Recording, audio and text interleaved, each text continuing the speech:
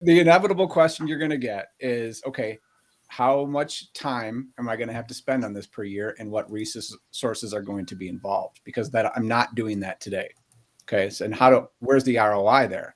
Yeah. Okay. Well, of course, there's the intangibles, being able to prove to your clients that you're secure, helping change that culture, right, Dylan? So when you go through that, that's going to start turning on light bulbs in people's heads. So it's actually partially a cultural reevaluation. Those are two intangible or secondary benefits, I think, about it.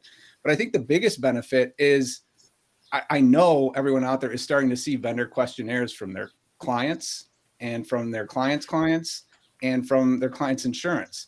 So wouldn't it be nice to have all those answers ready to go instead of having to have a fire drill every time a questionnaire comes down from your client?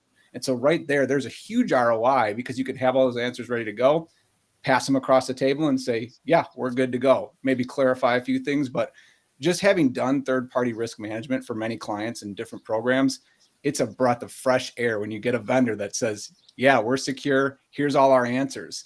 I used to be an auditor, and when you got an answer like that, you kind of like gave up after lunch. You're like, yeah, these guys seem like they know what they're doing. And so, but the minute you find problems, then you dig in.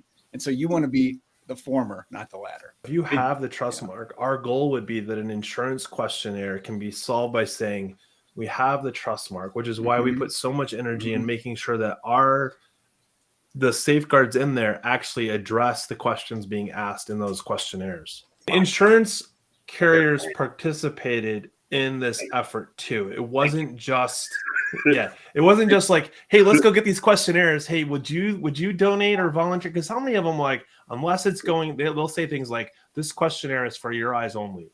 Like, why? Like, right? But we saw a lot of that. So we had to work really hard to get insurance providers to actually say, we're willing to give you the questionnaire. And that was painful. I mean, Tim, how many we back and forth for weeks to get some of them. They're like, well, why do you want to see it?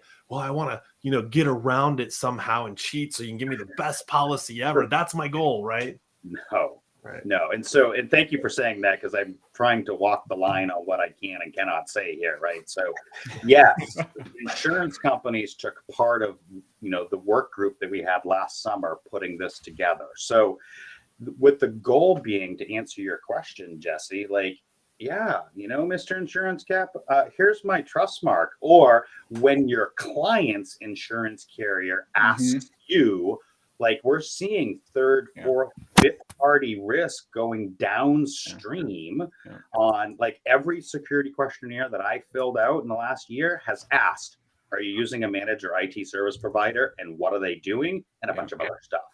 Now, as an ITSP or an MSP, I can be like, sure, sign my NDA and look at my CompTIA at Trustmark.